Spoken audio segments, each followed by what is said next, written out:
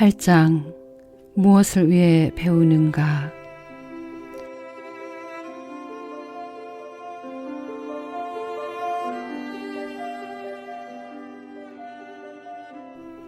그 어떤 것이라도 단 한 번에 이루어지지 않는다. 당신이 무화과 하나를 원한다고 나에게 말하면 나는 이렇게 대답할 것이다. 그 역시 시간이 필요하다고. 먼저 꽃을 피우도록 기다리라고. 열매를 맺고 그것이 마침내 익을 때까지 시간을 주라고. 제시카의 아버지는 재미있고 모험을 좋아하고 장난기가 많은 매력적인 분입니다. 하지만 그는 제시카의 어머니와 이혼한 뒤 예측 불가능한 사람이 되어 가끔씩 몇 주, 심지어 몇 개월 동안 사라져 버렸습니다. 부모가 결별했을 때 14살이던 제시카는 아버지와 변함없이 가깝게 지냈습니다. 어머니는 아버지가 갑자기 사라지는 것에 대해 잘 설명해 주었습니다. 네 아버지는 원래 그런 사람이야. 너하고는 상관없는 일이야. 생일이나 크리스마스가 아닌데도 아버지가 선물을 가져다 주면 제시카는 늘 아버지가 좀 있으면 또 사라지겠구나 하고 생각했습니다. 제시카가 그 자리에서 선물을 열려고 하면 아버지는 말리며 이렇게 말했습니다. 인내심을 가져라, 제시카. 이것은 나중을 위한 선물이란다. 그로부터 며칠 뒤 사라진 아버지가 그려질 때쯤 어머니는 선물을 열어보라고 말했습니다. 세월이 흘러 제시카는 숙녀가 되었고 아버지에 대한 사랑도 깊어졌습니다. 학교를 졸업한 뒤 가정문제 상담사가 되고 남편과 두 아이를 갖고 나서도 제시카와 70세쯤 된 아버지는 전과 다름없이 가깝게 지냈습니다. 아버지는 사라질 계획을 세우고 나면 언제나 그녀에게 전화를 해서 곧 여행을 떠날 것이라고 말했습니다. 어느 날 아버지는 떠난 뒤 오랫동안 돌아오지 않았습니다. 그렇게 몇 달이 흘러가고 제시카는 걱정이 되었습니다. 뭔가 심상치 않다는 느낌이 들었습니다. 아버지 친구들도 몇 년이나 소식을 듣지 못했다는 것을 알게 되자 제시카는 경찰에 실종 신고를 냈습니다. 4년 후 전화가 왔습니다. 아버지는 라스베이거스의 요양원에 있었습니다. 요양원 측은 급성 감염 치료를 위해 아버지를 병원에 입원시키는 과정에서 그가 실종자 명단에 있음을 알게 되었습니다. 이상하게도 요양원 측에서는 그가 가족이 없다는 말을 되풀이했다고 말했습니다. 제시카는 당황했습니다. 하지만 라스베가스에 도착했을 때 어떻게 된 상황인지 알 수 있었습니다. 아버지는 알츠하이머병에 걸려 있었고 제시카를 알아보지 못했습니다. 제시카는 아버지를 찾게 되어 기뻤지만 아버지의 상태를 알고는 가슴이 무너졌습니다. 감염에서 회복되자 제시카는 아버지를 집에서 가까운 요양시설로 옮겼습니다. 제시카는 아버지의 병이 호전되어 자신을 알아볼 수 있게 되기를 소망했습니다. 언제나 내 인내심을 시험하던 아버지답다고 생각했어요. 아버지를 찾았다고 생각했지만 사실은 그렇지 않았어요.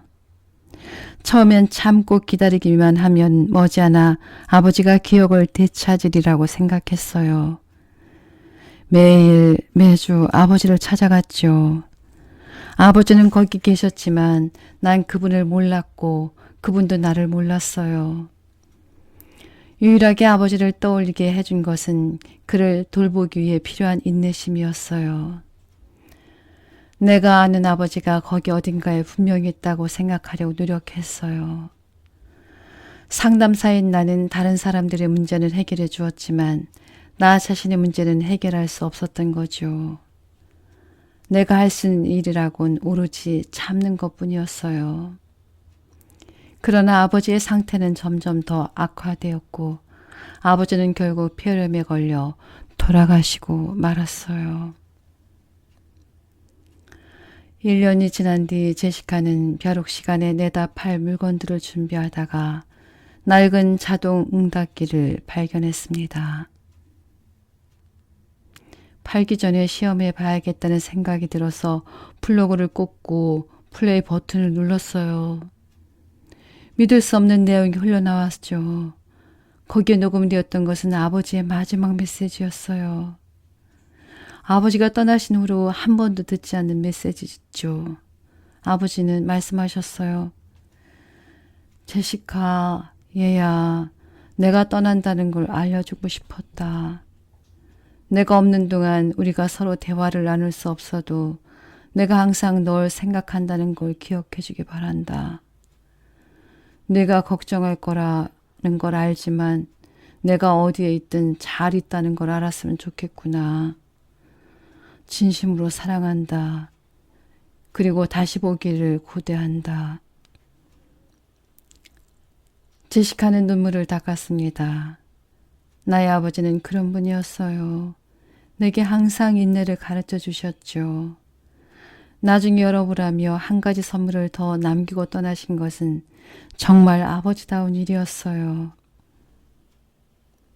알츠하이머 병과 같은 상황은 우리에게 인내와 이해에 대한 큰 배움을 가르쳐 줍니다. 때때로 그 배움은 환자 자신보다는 가족과 친구들에게 더 의미가 큽니다.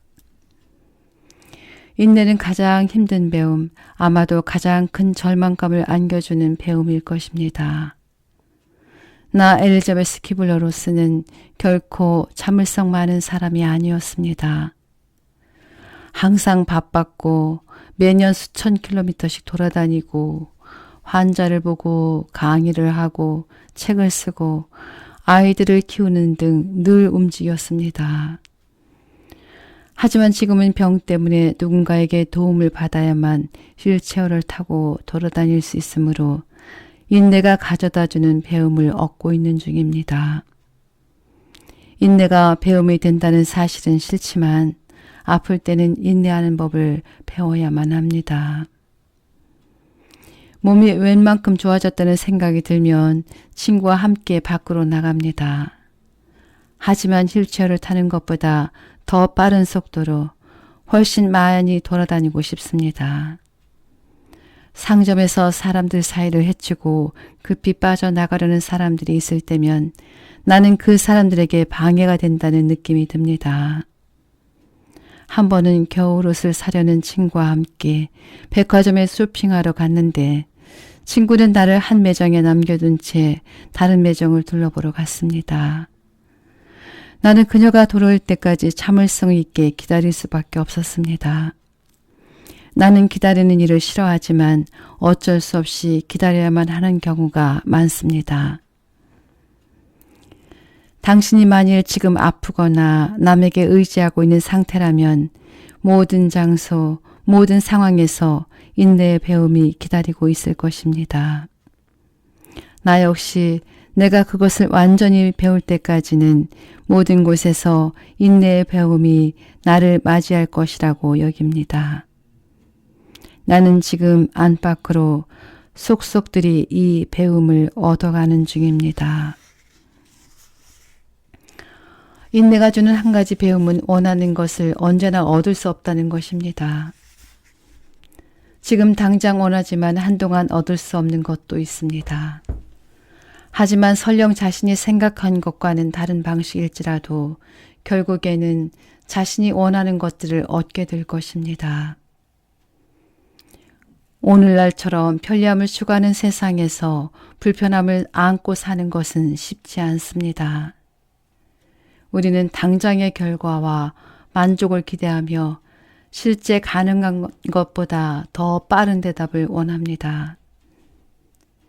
24시간 수리를 해주는 곳과 연중 무휴로 영업을 하는 쇼핑센터도 있습니다. 배가 고프면 24시간 편의점이나 식당에 이르기까지 언제 어디서든 먹을 것을 구할 수 있습니다. 24시간 영업하는 사무용품 가게와 철물점도 있고 우리의 조급함을 만족시켜줄 인터넷도 있습니다. 책을 주문하러 서점에 갈 필요도 없고 집을 보러 부동산 업자와 언덕길을 오르내리락 할 필요도 없습니다. 모든 것이 즉석에서 해결됩니다. 사람들은 기다리는 법을 잊어버렸고 심지어 기다림의 의미조차 알지 못합니다. 원할 때 원하는 것을 얻는 것은 좋지만 만족을 뒤로 미루고 기다릴 줄 아는 것도 중요합니다. 어린아이에게 지금 과자 1개를 먹을 것인지 아니면 1시간 뒤에 2개를 먹을 것인지 선택하도록 했을 때 후자를 선택한 아이가 나중에 훨씬 더 훌륭한 삶을 살게 된다는 것이 여러 연구를 통해 밝혀졌습니다. 인내는 아주 중요한 삶의 자세입니다. 하지만 우리 주위에는 전자레인지 앞에서 서서 초조하게 발을 구르거나 필름을 현상하는데 1시간 이상 기다려야 한다면 화를 내는 사람이 더 많습니다. 문제가 되는 것은 단지 기다림이 주는 불편함이 아닙니다. 우리들 중에는 주어진 상황을 받아들일 줄 모르는 사람이 너무 많습니다. 그들은 바꾸고 개선해야 한다고 생각합니다. 가만히 내버려 두어도 세상은 아무 문제 없이 굴러간다는 이치를 알려고 하지 않습니다. 우리는 어떤 일이 일어나는데 시간이 걸리는 것과 우리가 생각하는 대로 일이 풀리지 않는 것은 다르다고 생각합니다. 하지만 이 2가지 생각의 본질은 같습니다. 곧 상황이 잘못되어 간다는 판단에서 비롯된 것입니다. 인내심의 열쇠는 모든 것이 잘 되리라는 믿음, 인간이 모르는 큰 계획이 존재한다는 신뢰를 키우는 데 있습니다. 이것은 잊어버리기가 너무 쉽기 때문에 사람들은 자신의 계획에 맞지 않은 상황이 벌어지면 당황하며 어떻게든 상황을 통제하려 합니다. 삶을 마감할 때조차도 어떤 이들은 죽음을 순수히 받아들이는 반면 어떤 이들은 자신이 죽을 때를 성급하게 알고 싶어 합니다. 그러다가 죽음 준비가 되기 전까지는 죽지 않을 것이라는 말에 안심합니다. 죽음에서든 삶에서든 이것은 진실입니다. 당신이 준비가 되기 전까지는 곧 모든 일이 나름의 질서에 따라 진행된다는 사실을 믿고 이해하기 전까지는 당신은 삶에서 어떤 것도 제대로 경험할 수가 없습니다. 철학의 관점에서 볼 때 인내심은 규칙적으로 사용해야 하는 근육과 같습니다. 날마다 훈련하고 격려해야 합니다. 전자레인지로 음식을 데우는 데 걸리는 1, 2분 같은 작고 일상적인 상황에서 그 근육을 사용하지 않으면 삶의 더 큰 도전들에서 우리를 지탱해 줄 튼튼한 근육을 가질 수가 없습니다. 그러므로 자신이 항상 치유 중이라는 신뢰감을 갖는 것이 중요합니다. 우리의 마음은 언제나 상황을 바꾸려는 경향이 있으므로 모든 일이 정해진 순간대로 진행될 것이라고 스스로를 안심시켜야 합니다. 암을 딛고 일어선 토크쇼 진행자이자 암에 대해 수다 떨기의 저자인 셀마 쉰멜은 자신의 아버지가 한 말을 들려줍니다. 우리는 매일 아침 알람 시계가 우리를 깨운다고 생각하지만 우리를 깨우는 분은 신이다. 우리는 일어날 시간을 정하고 알람을 맞추고 그것을 다시 한번 확인하는 등의 일이 우리 자신의 결정이라고 생각합니다. 우리의 삶 뒤에 더 큰 그림이 있음을 잊어버립니다. 우리가 깨어나 또 하루를 살아야 할지를 결정하는 분은 신입니다. 그것이 바로 우리가 놓치고 있는 더 큰 그림, 사용하지 않는 근육입니다. 앞으로도 계속 알람 시계를 맞추는 것은 당신의 자유입니다.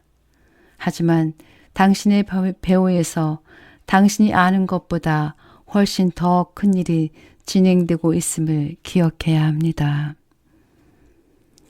르니는 건강검진 결과를 기다리고 있었습니다. 암에 걸렸는지 알기 위해 기다린 처음 이틀 동안 르니는 무척 고통스러웠고 다른 일은 아무것도 할 수가 없었습니다. 그녀는 계속 다그쳤습니다. 도대체 왜 이렇게 오래 걸리죠? 좀 더 빨리 할 수는 없나요? 설마 열흘 정도 걸리는 건 아니겠죠? 의사가 며칠 내에 전화를 안 주면 어떡하죠? 나는 대답했습니다. 어떻게도 이틀은 걸립니다. 여기만 매달려서 이틀을 보내지 말고 그동안 당신이 해야 할 중요한 일들을 찾아봐요. 삶에 대해 많은 것을 배울 수 있을 거예요. 하지만 마냥 기다리라는 말은 아닙니다. 결과가 제 시간에 나오지 않는다면 전화해서 이렇게 물어보면 됩니다. 3일이 지났는데 결과가 안 나왔나요? 인내하라는 말은 피해자가 되려는 뜻이 아닙니다. 참아야 한다고 해서 무기력해지라는 의미가 아니며 학대나 가혹한 환경을 무조건 견디라는 뜻도 아닙니다. 인내하며 기다리면서도 우리의 힘을 지킬 수 있습니다. 이틀이 지나자 검진 결과가 나왔는데 큰 이상이 없었습니다. 르니는 나중에 말했습니다. 그 경험을 통해 내 힘이 얼마나 강한지 알게 되었어요. 하나씩 과정을 밟아가는 법을, 감정을 충분히 느끼는 법을, 그리고 내게 주어진 배움을 받아들이는 법을 배웠어요. 우주와 나 자신을 신뢰하는 법을 배웠어요. 저는 내가 힘을 가지고 있으며 필요할 때면 언제든 그 힘을 사용할 수 있다는 사실을 믿지 않았어요. 이제야 무엇을 바로잡고 무엇을 받아들여야 할지 배웠어요. 너무도 큰 배움이에요. 르니는 이틀 동안의 기다림에서 많은 힘을 얻을 수 있었습니다. 그 과정을 경험하면서 자기 자신과 삶에 대해 많은 것을 배웠습니다. 또한 이틀 후에 결과가 통보되지 않을 경우 직접 의사에게 전화를 하거나 찾아갈 수 있는 힘이 자신에게 있다는 것도 알게 되었습니다. 자신의 힘을 발견하는 것은 중요합니다. 피해를 당하면 일에서 이것은 옳지 않아 하고 말할 수 있어야 합니다.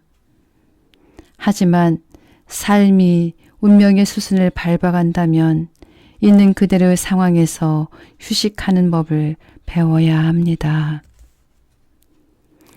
삶은 경험의 연속이며 우리 모두는 그 경험들을 통과해야만 합니다. 비록 우리가 보지 못할지라도 모든 경험에는 원인이 있고 목적이 있습니다. 모든 사건은 우리에게 필요한 배움을 주기 위해 일어나는 것입니다. 성급하게 난 싫어, 바꾸고 싶어 하고 소리친다면 그런 배움을 얻기는 어렵습니다. 때로는 거부하고 불평하고 상황을 바꾸려고 시도하는 대신 그 상황을 다만 받아들여야 할 때가 있습니다. 모든 경험은 당신을 치유해주고 더 나은 인간으로 이끌어줄 것입니다. 트럭 운전사 게리도 인내가 주는 배움을 얻었습니다. 그는 항상 바쁘게 이동해야만 하는 자신을 불행하다고 여기며 술로 세월을 보냈습니다. 이제 40세가 된 그는 시력을 잃을 위기에 처해 있었습니다. 우리 집의 창문 블라인드가 물결 모양으로 보이기 시작했을 때 내 시력에 문제가 생겼음을 알아버렸어요. 처음엔 피곤해서 그런 모양이라고 생각했죠. 의사들은 그의 눈에 새로 개발한 약물을 주입했습니다. 그것으로 시력을 앗아가는 바이러스는 잡을 수 있었지만 그때는 이미 시력의 65%를 잃은 후였습니다. 그리고 이내 2차 감염이 일어나 왼쪽 눈으로는 아무것도 볼 수 없게 되었습니다. 2번의 수술로 실명을 면하긴 했지만 시력은 심각하게 손상되었고 정상적으로 되돌릴 희망은 없었습니다. 게리는 말했습니다. 처음부터 달리 어떻게 할 방법이 없다고 들었어요. 나는 평생 동안 이 고통과 싸우게 되리라는 걸 알았어요. 치료를 받기 위해 뉴욕에 갔을 때 머물 곳이 필요했죠. 어쩌다 보니 가톨릭 수도원에 머물게 되었어요. 그곳도 꽉 차 있었지만 내가 있을 방 하나를 마련해 주었어요. 그곳에 있는 동안 나는 인내심을 갖게 해달라고 기도했죠. 나는 내게 일어나고 있는 일을 바꿀 수 없음을 이해하게 되었어요. 시력을 되찾기에 가진 방법을 다 써봤지만 내가 할 수 있는 일은 더 이상 없었으니까요. 살면서 우리는 많은 것을 잃게 되죠. 내 경우엔 그것이 시력이에요. 나는 인생의 슬픈 방에만 갇혀 사는 사람들을 너무 많이 보았어요. 시력을 잃은 것은 슬프지만 남은 생마저 슬퍼하면서 보내고 싶진 않아요. 어쩌면 그것은 내게 필요한 시련일 뿐인지도 몰라요. 시력을 잃어가지만 난 조금씩 평화로워졌고 삶을 되돌아보게 되었어요. 난 이제 전과는 다른 삶을 살고 있어요. 옛날에 난 술을 마시며 스스로를 불행하다고 생각하면서 하는 일 없이 빈둥빈둥 시간을 보냈죠. 하지만 이제는 내 앞의 문제들을 해결하는 법을 포함해 살아남기에 온갖 종류의 새로운 것들을 배웠어야 해요. 누구도 날 돌봐주지 않을 것이고 나 혼자 살아가야 하니까요. 나만의 꿈과 목표를 찾아야만 했습니다. 이것은 나로 하여금 삶을 더 많이 경험하고 더 많이 누릴 수 있도록 해주었어요. 나는 내기당구를 좋아했지만 시력을 잃고 나서는 그만둬야겠다고 생각했어요. 하지만 연습을 조금 했더니 다시 잘할 수 있게 되더군요. 내가 살고 있는 로스앤젤레스의 사람들은 너무 조급한 것 같아요. 항상 시간에 쫓기고 매사에 서두르기만 하죠. 나도 그들 중 하나지만 이제는 시간이란 누리기 위해 있는 것임을 알게 되었어요. 우리가 누려야 할 일들은 너무도 많아요. 어떤 면에서 나는 눈이 잘 보였을 때보다 시력이 손상된 지금 더 많은 것을 볼 수 있어요. 더 열심히 사물을 바라보죠. 그럴 수밖에 없으니까요. 나는 모든 일에서 유머와 긍정적인 측면을 찾으려고 노력해요. 많은 사람들이 자신의 생활에서 긍정적인 면이나 유머러스를 발견하지는 못하죠. 다른 사람들이 보지 못하는 것을 내가 특별히 본다고는 생각하지 않아요. 단지 그들이 그것을 볼 수 없는 것은 인내심이 부족한 탓이죠. 더 많은 인내심을 갖는 첫 번째 단계는 상황을 고치거나 바꾸고 싶은 욕구를 포기하는 것입니다. 그리고 비록 그렇게 보이지 않고 또 볼 수 없을지라도 어떤 일들은 이유가 있어서 일어난다는 것을 자각하는 것입니다. 상황을 바꿀 수 없다고 해서 최악이라고 여기지는 말아야 합니다. 일이 일어나고 전개되는 과정을 신뢰해야 합니다. 세상에서 일어나는 기적적인 일들은 대부분 우리의 도움이나 간섭, 지원 없이도 일어납니다. 우리의 도움이 필요하다는 것은 단지 우리의 생각일 뿐입니다. 우리는 몸속 세포에게 분열하라고 말할 필요가 없고 상처에게 치료되라고 말할 필요도 없습니다. 이 세상에는 눈에 보이지 않는 힘이 있습니다. 우리가 알아차리거나 보지 못하더라도 모든 일이 좋은 쪽으로 움직이고 있음을 신뢰하는 것. 인내심을 갖는다는 것은 바로 신뢰하는 마음을 갖는 것입니다. 신뢰하는 마음과 함께라면 당신은 어떤 일도 목적 없이 일어나지 않는다는 것을 기억할 것입니다. 삶의 종착점에 있는 사람들은 자신이 겪은 나쁜 경험조차도 후회하지 않습니다. 자신에게 일어난 모든 일들로부터 배움을 얻었기 때문입니다. 당신이 겪은 모든 일, 인생의 거센 폭풍이 지금의 당신을 만들어냈습니다. 이 일이 너무 빠르거나 느리게 진행되어 불안하다면 세상의 모든 일은 정확한 시간에 일어나며 하나의 큰 계획 속에 움직인다는 사실을 기억하십시오. 당신은 휴식하고 삶이 펼쳐지게 하십시오. 이렇게 할 수 있다는 것은 그것이 우리 능력 안에 있다는 뜻입니다. 이것은 우리에게 기다릴 수 있는 시간과 방법, 용기가 있으며 상황에 자신을 맡기고 마음을 평화롭게 쉬는 힘이 우리 안에 있음을 의미합니다. 의학적 치료를 받는 사람을 의미하는 명사, 환자와 평온하게 고통을 참는 것을 의미하는 형용사, 참을성 있는 의 형태가 같은 것은 우연의 일치가 아닙니다. 두 가지는 모두 참는다는 의미의 라틴어 파티에서 온 것입니다. 흔히 우리는 개인의 삶이 건강, 일, 연애 생활로 이어졌다 생각하며 그것을 바꾸고 싶어 합니다. 하지만 삶은 결코 그런 것들이 아닙니다. 삶은 당신 자신에 관한 것입니다. 삶은 당신이 여러 상황들에 얼만큼의 사랑, 자비, 유머, 인내를 실천하는가에 달려 있습니다. 신과 우주는 상황에 중심을 두고 작업하지 않습니다. 그들은 당신 자신의 중심을 두고 일하고 있습니다. 우리 우주가 왜 당신에게 좋은 일자리를 제공하지 않는지 의문이 든다면 우주는 당신이 어떤 직업을 가졌는가에 별로 관심이 없기 때문입니다. 우주의 계획은 당신의 직업보다 훨씬 더 클 수 있습니다. 우주는 당신이 결혼을 했는지 여부에는 관심이 없습니다. 우주는 당신의 삶에 누가 있는지 없는지보다 당신의 사랑의 경험에 더 관심이 있습니다. 마찬가지로 당신의 건강에만 신경 쓰기보다 건강 상태가 어떠하든 당신이 하는 삶의 경험에 더 많은 관심을 갖고 있습니다. 우주가 중요하게 생각하는 것은 당신의 본질이며 언제 어떤 상황에서든 진정한 당신이 될 수 있도록 하기 위해 우주는 필요한 것들을 당신 삶 속에 가져다 놓을 것입니다. 중요한 것은 당신이 그것을 신뢰하고 인내하는 일입니다.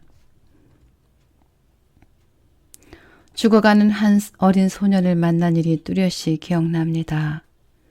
생의 끝을 향해 가던 아이는 그림 속에서 자신의 모습을 큰 포탄에 막 맞으려는 작은 인물로 표현했습니다. 이것은 아이가 자신의 병을 파괴적인 힘으로 보고 있음을 의미했습니다. 아이는 자신이 죽어간다는 사실을 알았지만 그것을 평화롭게 받아들이는 경지에는 아직 이르지 못했던 것입니다. 한동안 나 엘리자베스 키블러 로스를 만나면서 아이는 서서히 자신의 몸에서 일어나는 일들을 받아들이고 운명에 순응하게 되었습니다. 그가 새의 날개를 달고 천국으로 날아가는 자화성을 그렸을 때 나는 우리의 작업이 완성되었음을 깨달았습니다. 이제 아이는 사랑의 힘이 자신을 데려가리라는 걸 깨달았으며 더 이상 죽음에 저항하지 않게 되었습니다. 이런 받아들임의 자세는 아이에게 남은 시간이 아무리 짧더라도 그 시간 동안 생에 더 많은 즐거움과 의미를 발견하게 해 주었습니다. 받아들임으로써 우리는 경이로운 평화를 얻을 수 있습니다. 불행히도 운명에 순응하는 것을 나약함의 상징이나 포기, 굴복으로 여기는 사람이 너무 많습니다. 하지만 받아들임은 나약함이 아닙니다. 오히려 모든 것이 잘 될 것이고 잘 풀릴 것이라는 믿음에 자신을 맡김으로써 위안과 힘을 얻는 일입니다. 심한 병을 앓거나 큰 상실의 눈앞에 둔 시점에서 모든 일이 잘 될 거라고 상상하려면 큰 믿음이 필요합니다. 설령 아무리 사소한 일이라도 그것에 그대로 순종하기는 어렵습니다. 누구나 상황을 마음대로 바꾸고 싶어 하고 자신이 원하는 대로 일이 일어나도록 하고 싶어 합니다. 우리는 행동은 강인함으로, 받아들임은 나약함으로 해석합니다. 삶은 많은 부분에서 평화로운 마음으로 살아가도록 되어 있습니다. 이것을 깨닫기 전까지는 상황에 자신을 온전히 내맡기는 것이 때로는 긍정적인 해답임을 이해하기가 쉽지 않습니다. 벽에 머리를 세게 부딪혀야 하는 상황은 우리 스스로가 만드는 것입니다. 만일 우리가 계속 힘들게 발버둥치고 있다면 그것은 어쩌면 우주가 우리에게 무엇인가를 말하고 있는 것인지도 모릅니다. 우리는 언제든 스스로를 휴식하게 할 수 있습니다. 직업이나 관계, 상황 등을 계속해서 붙잡고 있을 필요는 없습니다. 삶이 예정된 대로 전개된다는 사실을 알면 단순히 휴식할 수 있습니다. 삶을 롤러코스터라고 생각해 봅시다. 롤러코스터를 탈 때 우리가 그것을 운전하지는 않습니다. 롤러코스터를 원하는 방향으로 가게 할 수 있다면 얼마나 밋밋하고 실망스러울까요? 우리는 그것을 조종할 수도 없을 뿐더러 만일 조종하게 된다 해도 결국 제멋대로 올라갔다 내려갔다 하는 롤러코스터에게 마음 졸이며 앉아있을 때가 그리워질 것입니다. 받아들이라는 신호는 우리가 어떤 상황과 싸우다 지쳤을 때 나옵니다. 손을 들고 항복을 하기 때문에 죽음의 상황에서 벗어날 수 있는 것입니다. 걱정을 멈추는 것입니다. 자기 파괴적인 싸움을 중단하는 것입니다. 그 싸움은 우리를 삶에 집중할 수 없게 만들고 즐거운 관계를 망치고 창조성을 파괴하고 행복과 만족감을 사라지게 합니다. 힘들게 싸울수록 두려움이 생기고 그 두려움은 우리에게 자신의 힘으로 언제나 삶의 모든 면들을 통제해야 한다는 잘못된 믿음을 심어줍니다. 이제는 말이 가는 방향에, 물이 흐르는 방향에 거스르지 말고 자연스럽게 몸을 맡길 때입니다.